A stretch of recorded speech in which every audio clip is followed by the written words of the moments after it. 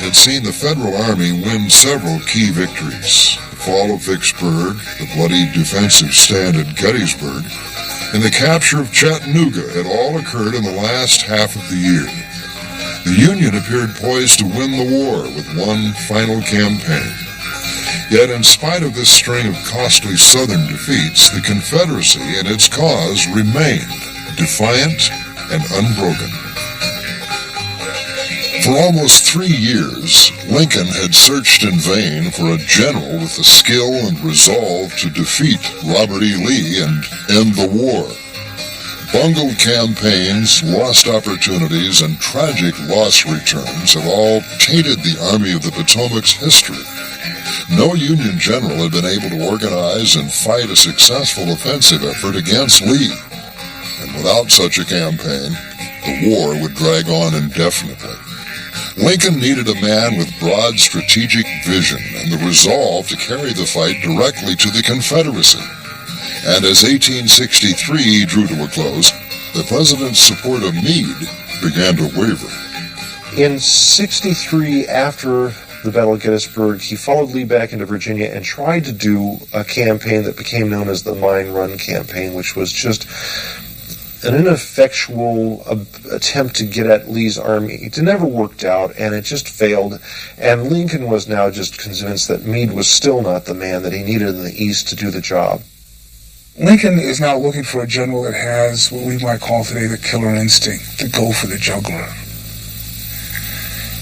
He doesn't see that in Meade.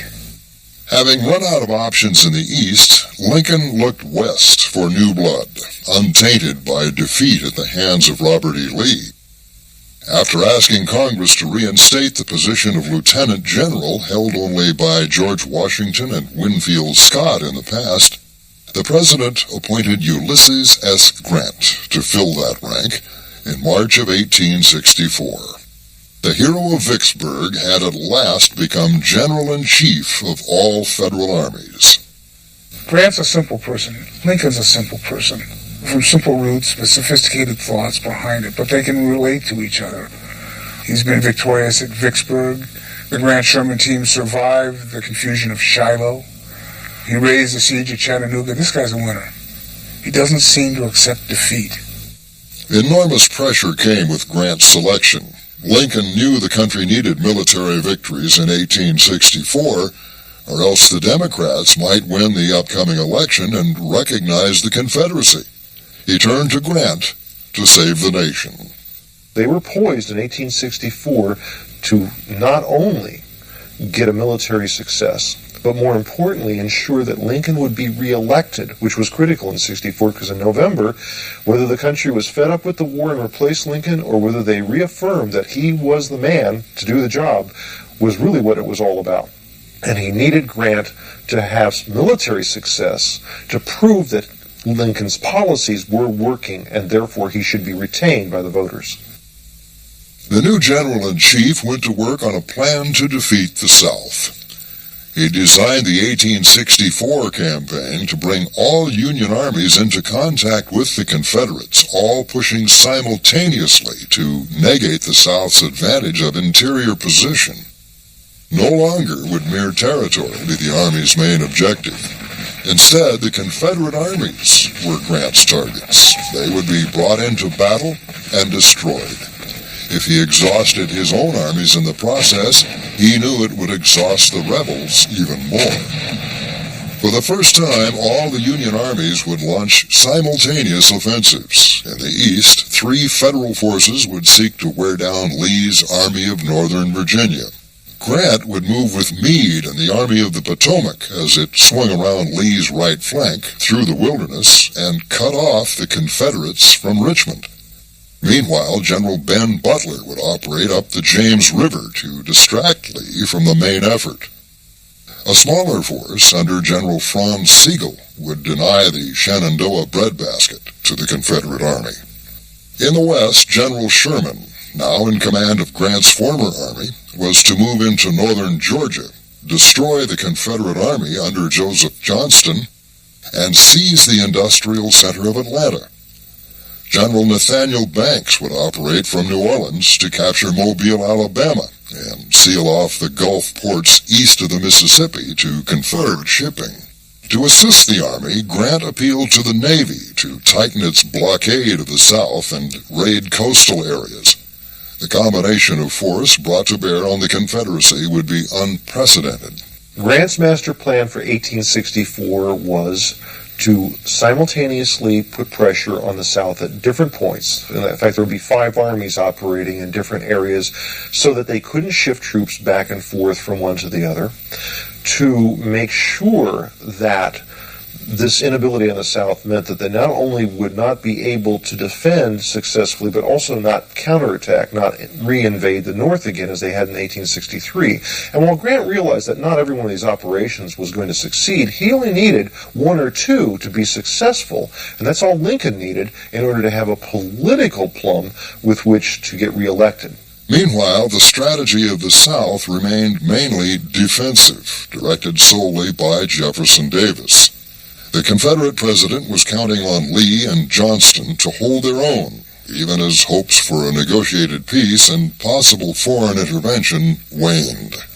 In the spring of 1864, Grant saw an opportunity to deal a telling blow to the Southern economy. What he did was he ordered all POW exchanges stopped, which meant the South had one of their major sources of manpower shut off. And in fact, this contributed materially to the collapse of the Southern armies and the collapse of the Confederate economy. Grant's strategy of waging war on Southern resources would inflict maximum damage where the Confederacy could least afford it. The stakes were high, and Grant had no illusions about the difficulties ahead. What had begun as a struggle for states' rights 3 years earlier had been transformed into total war.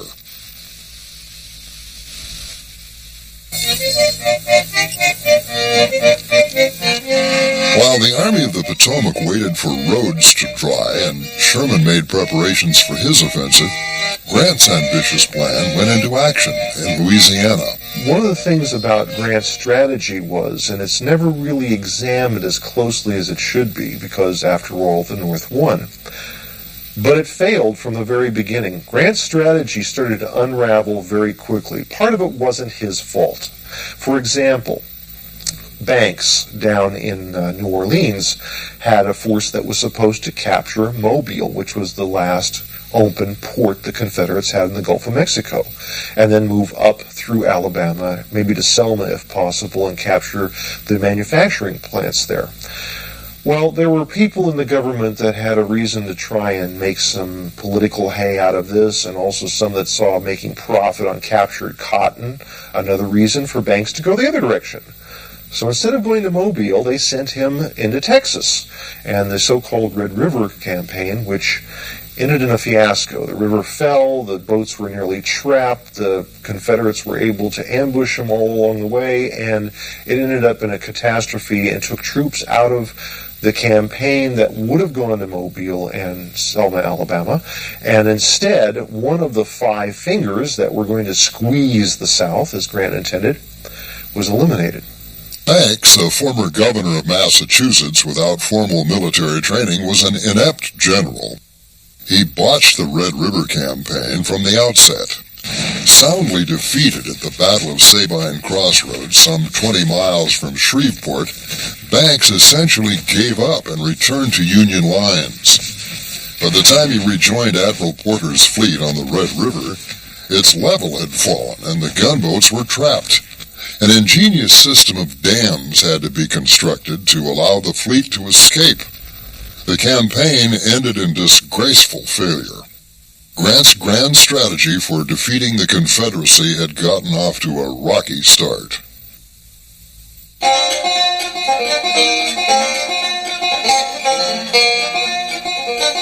As Banks' disastrous Red River campaign petered out, in the east, Grant unleashed his main strategic thrust on the 4th of May, when the Army of the Potomac crossed the Rapidan River. Moving south, the columns of blue-coated warriors sought to engage the Army of Northern Virginia and bring it to its knees. In his offensive southward, Grant used Virginia's waterways for his supply lines, which increased his mobility. Although there was a risk in moving laterally across the front of the Army of Northern Virginia, Grant planned to move quickly through the tangles and thickets of the wilderness and draw Lee into battle on the open ground beyond, where Union numbers and artillery superiority would be a factor. Lee had not only fewer cannon, but the quality of his ammunition was much worse than the Northern ammunition. And this advantage that the North had, that had really helped the North at Gettysburg, for example, was thrown away by Grant when he charged into the wilderness, because he moved through that territory where Lee's smaller army could fight on a reasonably equal basis with him. With only 5 understrength divisions at hand, Lee was too outnumbered to launch a quick counterattack, yet if he waited for reinforcements, the Yankees might succeed in flanking him. Daring as always, Lee sent Ewell and Hill forward with orders to delay the Federals as they marched through the wilderness along the Germanna Plank Road. With luck, the Union troops might be held up long enough for Lee's reinforcements to arrive, and he could move to the offensive. On the 5th of May, 1864, the Union divisions had been on the move for 2 hours when their skirmishers encountered the oncoming gray and butternut-clad attackers around 7 a.m.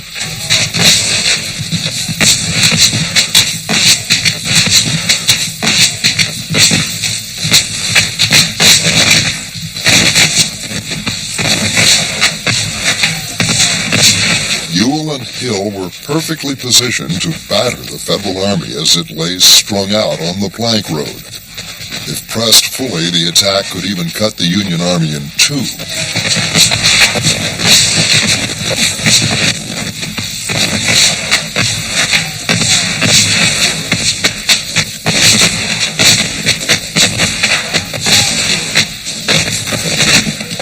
Warren and Sedgwick's men deployed and counterattacked the Confederates in the woods on both sides of the road.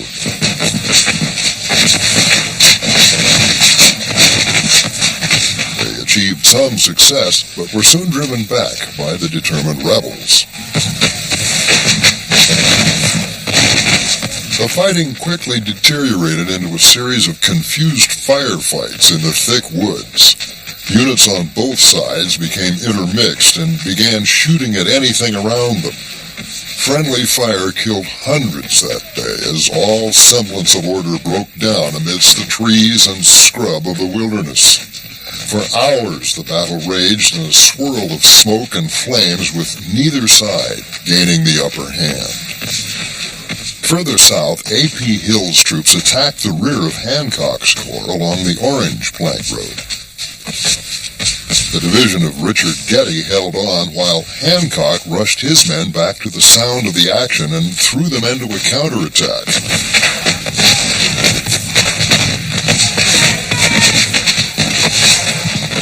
However, Heth's Confederate division had thrown up a hasty breastwork where they had been stopped by Getty. They met Hancock's moves with a withering fire that staggered the attackers. Again, the attacks degenerated into chaotic fighting amongst the tangled woods.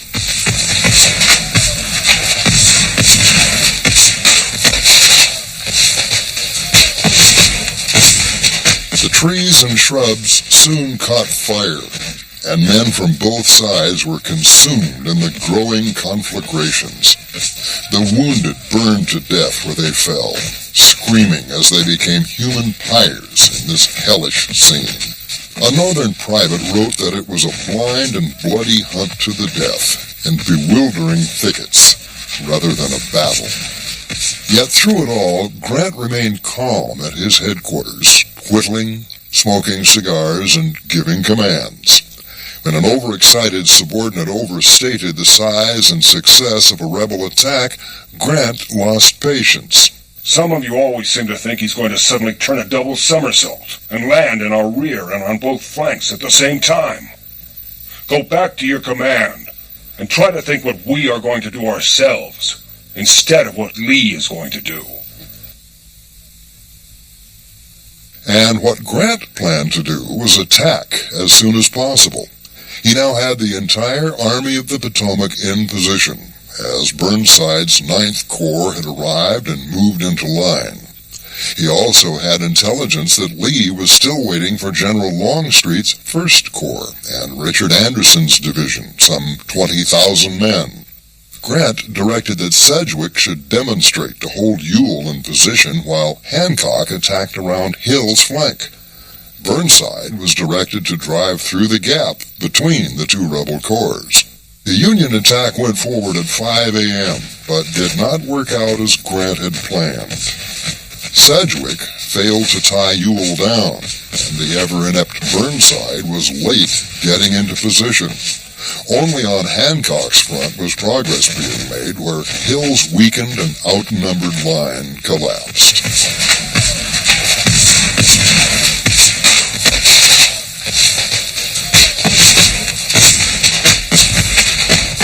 At this critical moment, Longstreet's veterans arrived. They slammed into Hancock in a vicious assault that stopped the Federals cold.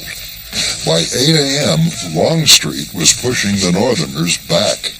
Longstreet's counterattack against Hancock just causes Grant's plan to disappear in the smoke of the wilderness. But instead of being disconcerted and confused by this, Grant just coolly begins to reposition his forces and assumes the defensive posture. Just as Longstreet prepared to launch a massive flank attack, fate intervened.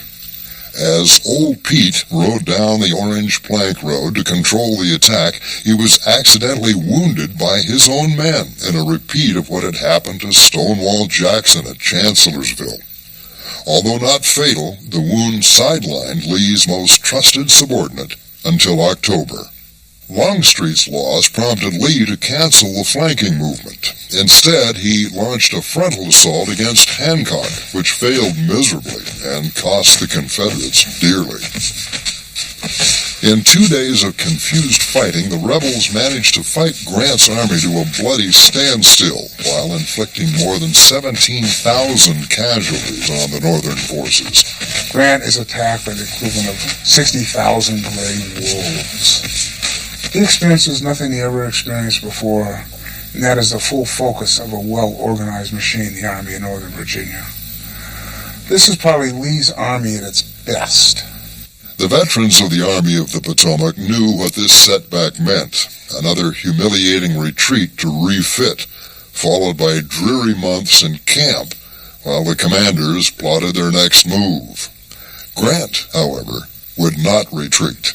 It's the middle of the night. The Army of the Potomac is filing out. They come to a crossroads. There's a big bonfire. In front of this bonfire is Grant. One part of the crossroad leads back across the river where everybody expects. The other part leads south. Grant's at this bonfire, pointing south. Take the road south. And that, in my opinion, is the turning point of the Civil War.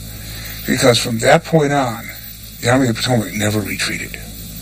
Grant set his sights on Spotsylvania, a crossroads settlement southwest of Fredericksburg.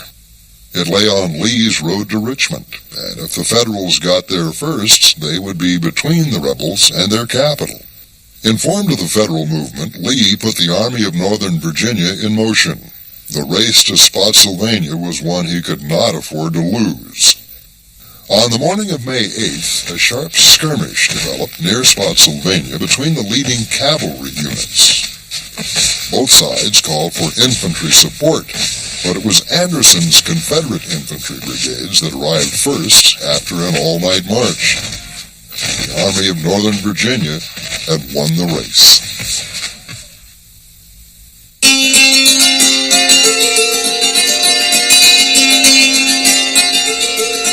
Fighting that began on May 8th near Spotsylvania Courthouse grew into a battle that went on for 12 days.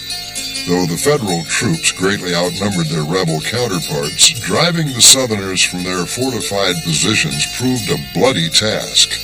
On the 10th, Grant had launched a series of strong attacks on Lee's entrenched positions, probing for a weak point throughout the day, but little progress was made. With casualties mounting, Grant sought an innovative way to break the stalemate and overcome the strong Confederate position. A young colonel in Wright's division named Emory Upton suggests the use of a compact column formation to make the assault with. And his idea is to close rapidly on the Confederate position, not stopping to fire, to force a penetration in the lines, and then to fan out and open that penetration up after they're through. Wright liked the idea and gave Upton 5,000 men for the attack. Shortly after 6 p.m., the assault column surged out of the woods toward the rebel fortifications. The Union troops pressed the attack without opening fire. Within 5 minutes, they had stormed the Confederate trenches and had driven off the surprised defenders. However, the rebels soon rallied and counterattacked.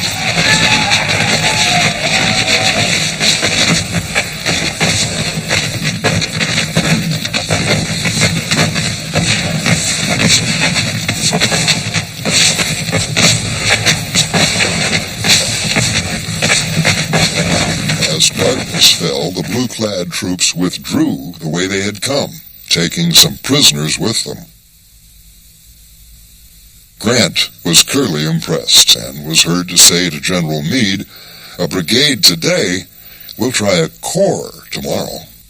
General Hancock was ordered to reposition his corps for an attack in the same compact formation used by Upton's men. Throughout the night of May 11th, the Federals prepared for the assault against what the Confederates now called the Mule Shoe. 50 ranks deep and led by Francis Barlow, they planned to attack at first light, their rifles loaded, but without firing caps in place. Completely unaware of the massive Federal attack coiling into readiness in the dark, the Southern soldiers tended their campfires and nibbled on their meager rations. The Federal attack formed up in the pre-dawn and moved out at 4:30 a.m., rapidly approaching the Mule Shoe.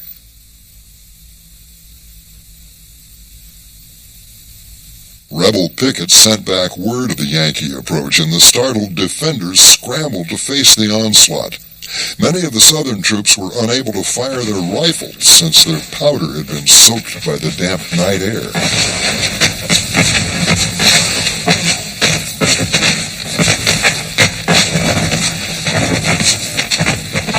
Ewell's men buckled under the surprise attack, and many surrendered as their units broke and fled.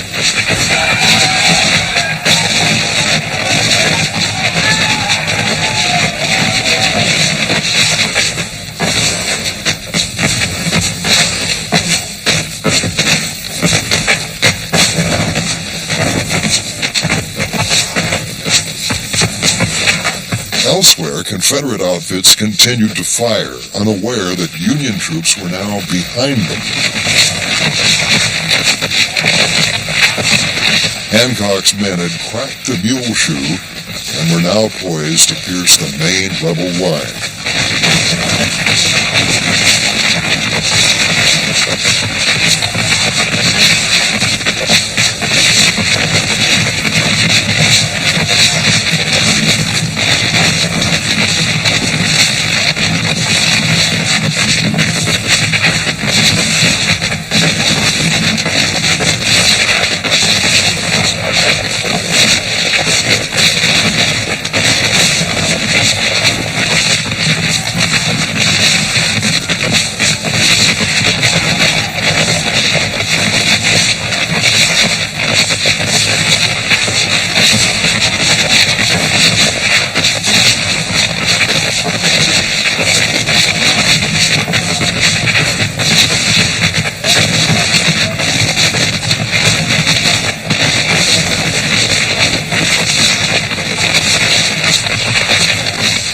was not to be.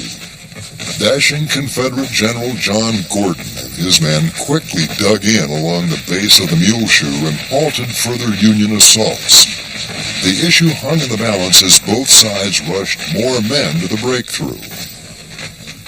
In the midst of it all, Grant telegraphed Washington that he intended to fight it out on this line if it takes all summer.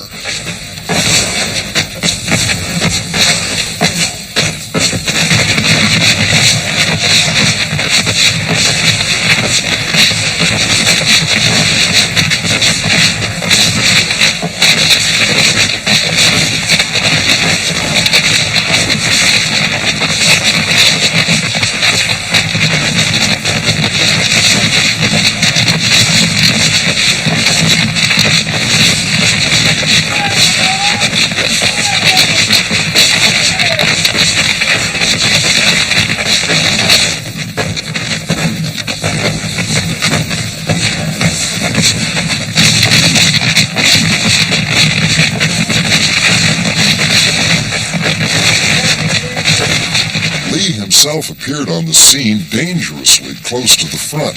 Shouts of "Lee to the rear" soon arose, and as the Southern commander was led to safety, the inspired Gordon's men stormed forward. The ferocity of the rebel attack drove Hancock's veteran troops back to their original lines.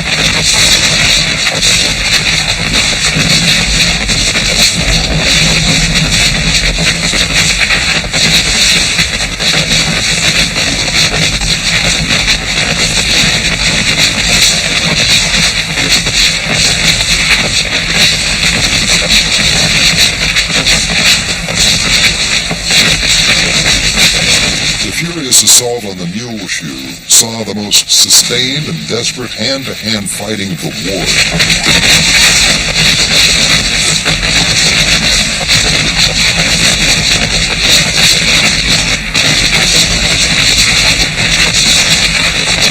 The combatants units, separated by the log and earth parapet, viciously attacked with bayonets, pistols, rifles swung as clubs, and even rocks.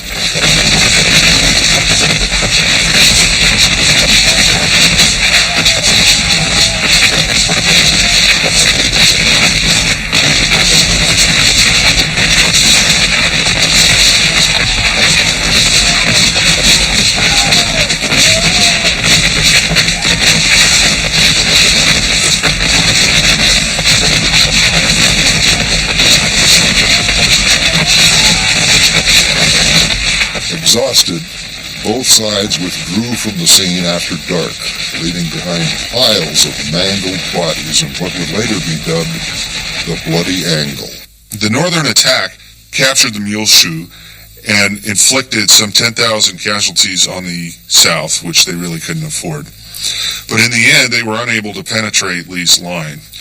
And during the course of the following night, Lee's troops fell back into positions prepared by some engineers who had built another defensive line on the base of the Muleshoe.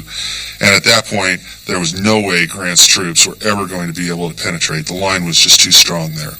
The Union Army probed Lee's defenses for several more days until on the 20th of May, Grant decided to swing around his flank again. He called for reinforcements and slipped southeast to turn the Confederate flank.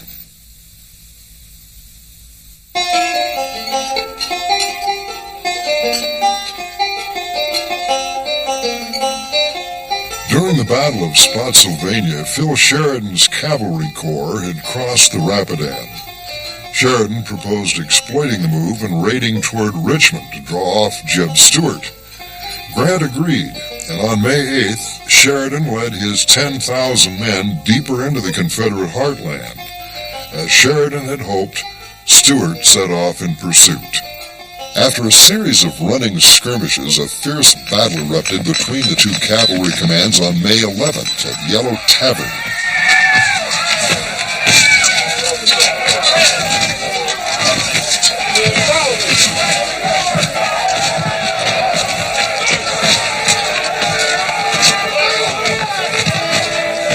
In the seesaw fighting that followed, the Federals drove the outnumbered Confederates from the field. During the action, Jeb Stuart fell mortally wounded. Lee lost his best cavalry commander. No one ever really filled his shoes, and this, of course, influenced what Lee could and could not do with his cavalry after that point.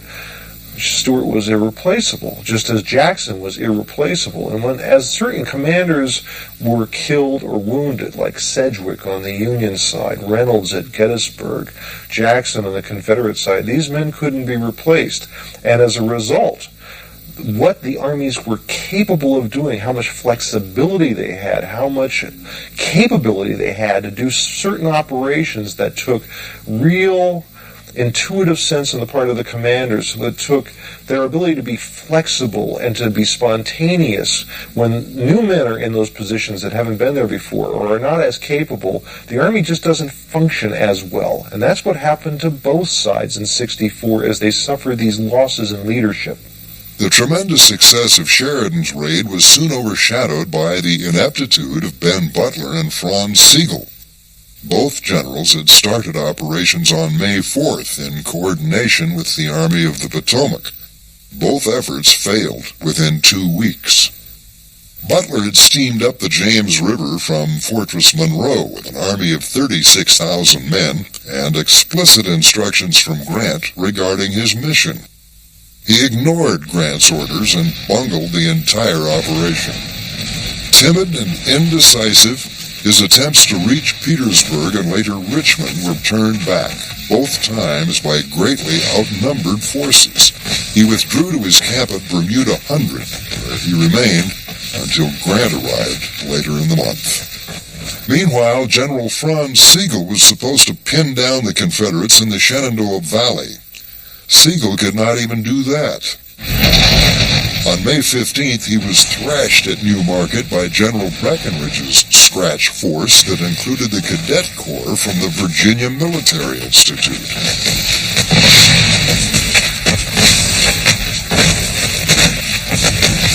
Bloodied, Sigel lost heart and withdrew to Cedar Creek.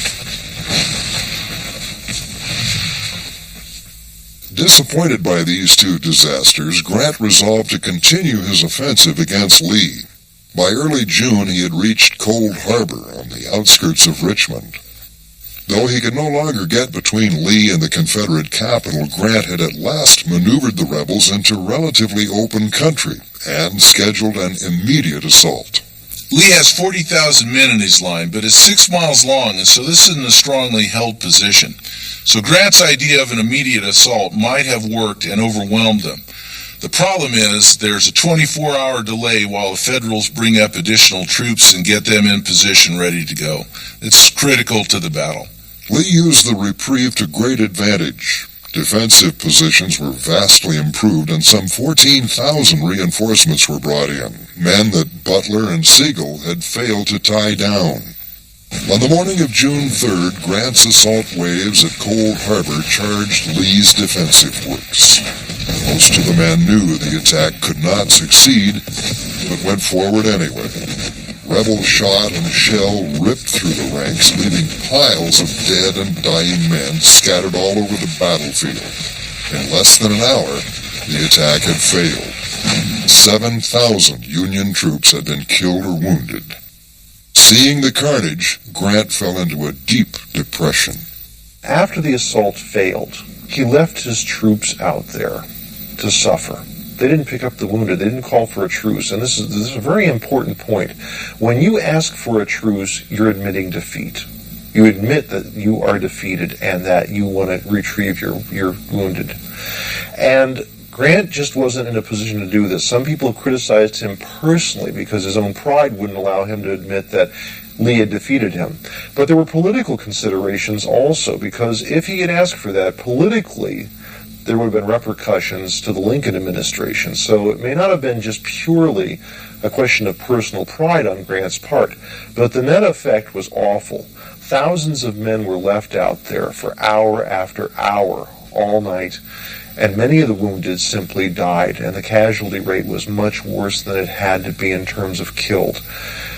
After that point, many men in the Army of the Potomac really disliked Grant and never really respected him or trusted him. They didn't feel that he had their best concerns in mind, and in fact, he got the reputation, which was probably coined by Lincoln's wife, that he, Grant, was a butcher, and the campaign on the East was not going well. After the war, a lot of veterans from the Army of the Potomac remember him very bitterly, and there was no fondness in their memories about Grant, and it all stemmed from Cold Harbor and his frontal attacks at Petersburg after that. In the 30 days between the Wilderness and Cold Harbor, the Army of the Potomac suffered a staggering 52% casualty rate, while the Confederates lost nearly 60% of their original combat strength. Lee knew these were unsustainable casualty rates. There was just no way the war-torn South could replace the men lost that spring. Grant was beating him, draining his strength in this brutal campaign of attrition.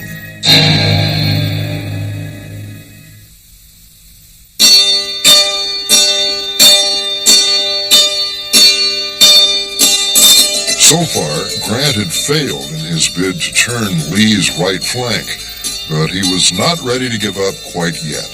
He attempted one last strategic flanking maneuver, designed to keep the rebel army from retiring into Richmond's defenses. One last time in 1864, Grant tried to force Lee into the open. Petersburg became the Army of the Potomac's new objective. Petersburg's rail line served as the vital logistical artery for Richmond and Lee's army. Its capture would force the Army of Northern Virginia into the open against overwhelming Union power. But to reach it before Lee could react called for some sleight of hand. On the night of June 12th, Grant disappeared from the front at Cold Harbor, leaving a covering force behind to deceive Lee. It was a daring move, and for several days the Southern commander was unaware of Grant's departure. While Sheridan led the Confederate cavalry on a chase toward Charlottesville, and Warren's 5th Corps demonstrated toward Richmond, the Army of the Potomac successfully reached the James on the 14th and began crossing.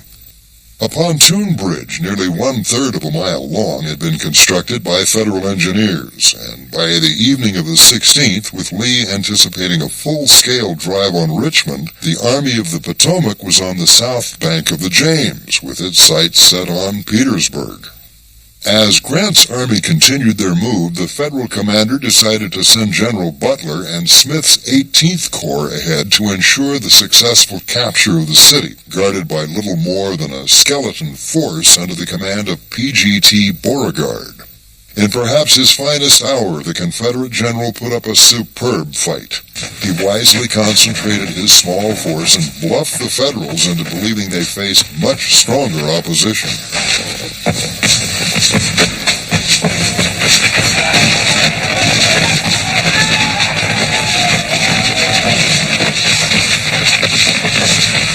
Beginning late on the 15th, the Federals probed the rebel lines. Taking moderate casualties, they succeeded in overrunning the outermost positions, but instead of pushing into the nearly defenseless city, Smith paused for the night.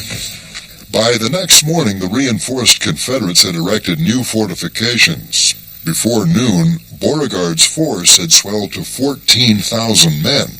Federal attacks over the next 3 days failed to crack the Confederate defenses, and by the 18th, Lee and most of A.P. Hill's corps were on the scene. Grant realized that he could not take Petersburg by assault. He was forced to accept the only alternative, a siege. Ironically, the situation that's developed at Petersburg forces the war's two most brilliant maneuver commanders into positional warfare. And for the balance of the year, they'll essentially be maneuvering their fortifications. Grant will continue to try and turn Lee's flank. Lee will extend his fortifications to block those efforts. To adequately supply his troops, Grant established a modern supply base at City Point. It was the logistical marvel of its day and reflected the technological innovations and latent power of the Union effort. They get so organized that up in Philadelphia they'll load a boxcar full with, and rather than just put stuff in it, they've got the requisition, or they see, okay, 2nd Division, 6th Corps needs this, 2nd Brigade needs this.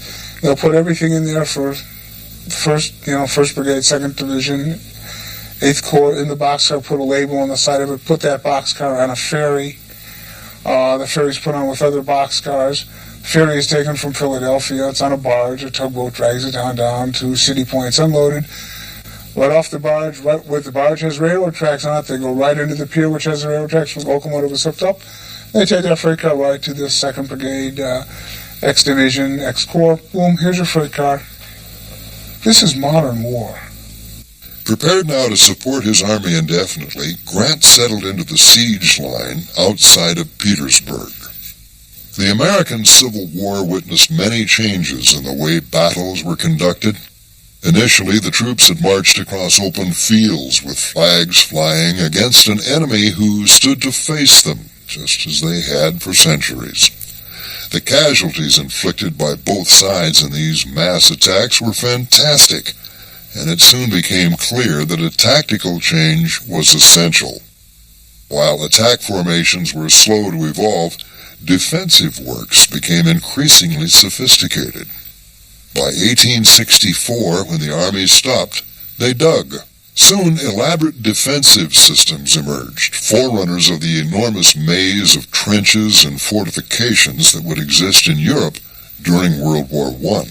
Early in the Civil War, defensive positions were really ad hoc affairs found on the battlefields, like sunken roads and stone walls and that sort of thing. But by the time you get to Petersburg, you see the development of fortifications in depth, very complicated, very intricate structures and networks of trenches that really became a science. The main line, usually a trench, was constructed under the supervision of the engineers. The trench would be wide and deep enough to protect the soldiers and would be shored up with boards and upright supports. Angles and distances were carefully calculated so that enfilading and crossfire could be brought to bear on any assault that managed to break through the initial line. Transverses were added to protect the occupants of the main line, while zigzag and even covered trenches shielded the men while entering or leaving. Baskets filled with earth called gabions were used by the thousands by both sides. To protect themselves from exploding shells, the soldiers constructed underground bunkers called bomb-proofs. As the men settled into their trenches, they soon learned that it was a good idea to keep your head down. Each side employed snipers, and the loss of as many as 30 lives in a single day was not unusual. The practice of inviting a shot, immortalized here by the artist Winslow Homer, was an act of defiance that underscored the tension and sheer boredom on both sides of the narrow no-man's land in front of Petersburg.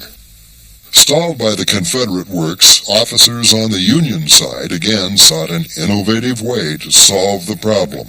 Initially, the idea to break the siege at Petersburg came from some Pennsylvania coal miners who happened to be in a military unit that decided they could dig a mine to the Confederate side and blow up their line with explosives.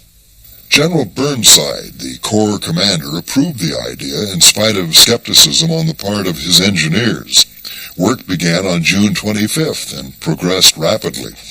Empty boxes were used to move the dirt from the face of the shaft to a point behind Union lines. The work went on day and night, and by the 26th of July, the tunnel was deemed complete. Grant was greatly intrigued by the mining operation, and to make the most of the opportunity the blast would create, he planned a diversion north of the James for late July. Hancock's Corps and 3 cavalry units under Sheridan were sent toward Richmond, and as hoped, Lee quickly shifted his defenses to meet the threat. On July 29th, with the chamber under the Confederate position filled with 8,000 pounds of powder, artillery registered, and troops in position to support the attack, everything was in readiness. Burnside had selected and trained a division of black soldiers to make the initial assault through the expected breach. They were eager to prove themselves and easily Burnside's fittest unit. However, less than 24 hours before the scheduled detonation, a change of plan was ordered. Unfortunately, political considerations came into play because if the attack failed, Grant and others in the administration were worried that it would be seen as needlessly sacrificing the former slaves, the men that were serving in the African American units. So instead of using these men who were trained for the initial assault, they were replaced by white troops who did not know what to do, and it ended up being a fiasco. Discouraged by the sudden change, Burnside allowed his division commanders to decide among themselves who would lead the attack by drawing straws. Unfortunately for all concerned, the lot fell to James Ledlie, a notorious drunkard and the least experienced commander present. Ledlie made no effort to see that his troops were adequately informed or equipped for their part in the assault, and gave only the vaguest instructions to his subordinates. With little to go on but determination, the men awaited the coming dawn with uncertainty. Early on the morning of July 30th, the fuse to the mine was lit, while the Union troops waited in anticipation.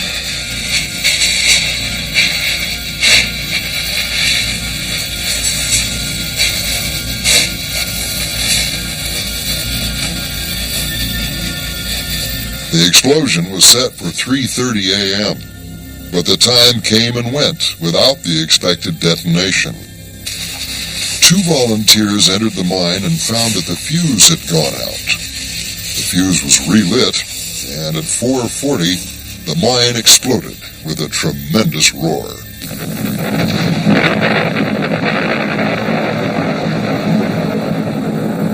The size of the blast stunned everyone in the vicinity, especially the waiting assault division.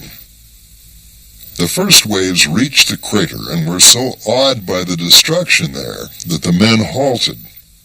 Many wandered into it to assist wounded Confederates and sightsee. Discipline broke down, and the attack dribbled to a halt.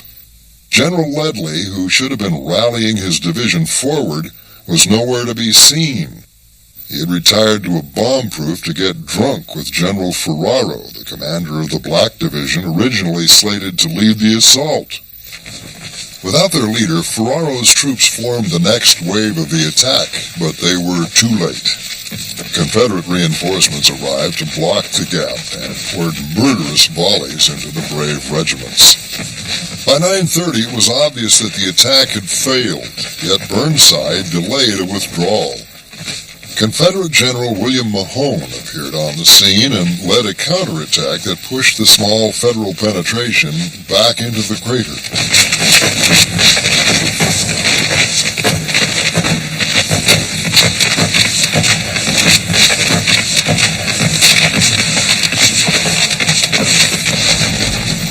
Hand-to-hand fighting and devastating volleys ravaged the mass in the crater as they struggled in vain to escape their predicament. Retreating troops were cut down by Confederate fire, and many chose to surrender. Confederate troops, enraged at meeting black troops for the first time, shot down many in cold blood. By early afternoon, all the Federals in the crater had either been killed or captured. The North forces suffered 3,500 casualties, including almost 1,000 men from Ferraro's division. Nothing had been gained for the effort, and the day rivaled the futility of Cold Harbor and Fredericksburg. For their parts in the fiasco, General Burnside was relieved of command, and Ledlie and Ferraro censured for their conduct. Grant later wrote, "Such an opportunity for carrying fortifications I have never seen, and do not expect again to have." There would be no more dramatic assaults in 1864, only the boredom of life in the trenches during a siege. Grant returned to his strategy of extending his lines further to the south and west around Lee's right flank, stretching the Army of Northern Virginia to the breaking point. As railroads and supply lines to Richmond fell one by one, the ability of the Confederacy to wage war grew ever weaker. Time was on Grant's side, and he would use his ally well.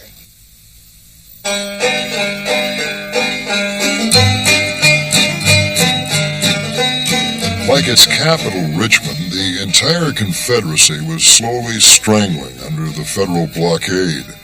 Unable to challenge the Union fleet in a traditional naval engagement, the rebels turned to commerce raiders.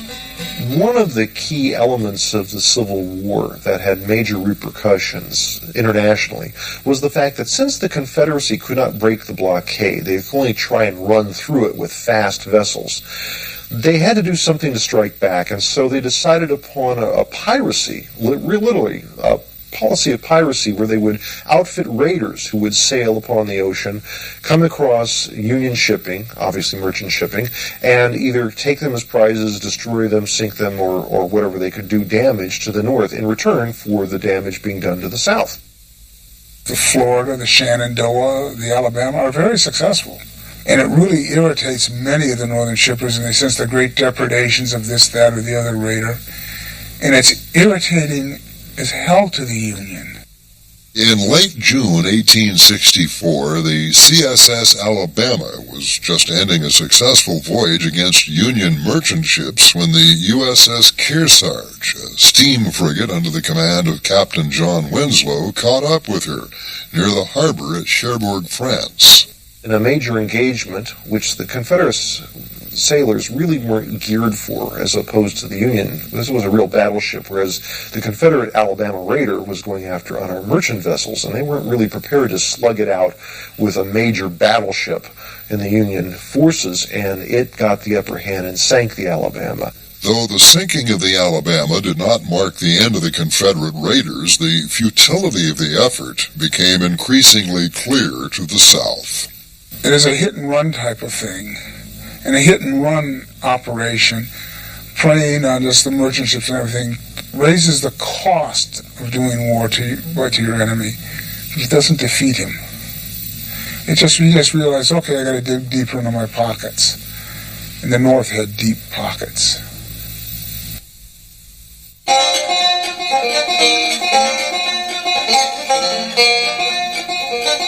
As the Army of the Potomac settled down for a siege at Petersburg, Lee grappled with the reality of this latest phase of the war. Clearly, his outmanned force could not hope to hold off Grant's veterans indefinitely. He needed a diversion that could draw Union troops away from the siege and buy time for his battered army. Even after all the fighting in the wilderness in Spotsylvania and all the way down to Petersburg, where Lee was now trapped in the so-called siege, Lee was still able to detach a third of his army under Jubal Early and send him up into the valley, all the way through the valley, where it defeated a major force of the Union, and got as far as Monocacy, Maryland, where it defeated another force, a scratch force thrown together, and in fact advanced almost into the suburbs of Washington, D.C. In response to Early's efforts, Grant sent the 6th Corps and parts of the 19th Corps to reinforce Washington's garrison. And through their combined efforts, Early was forced to withdraw after a sharp skirmish on July 12th. In spite of the setback near Washington, Early invaded the North again in late July, spreading death and destruction into Maryland and Pennsylvania. Exasperated by Early's continual depredations, Grant determined that they could not be allowed to continue unchallenged.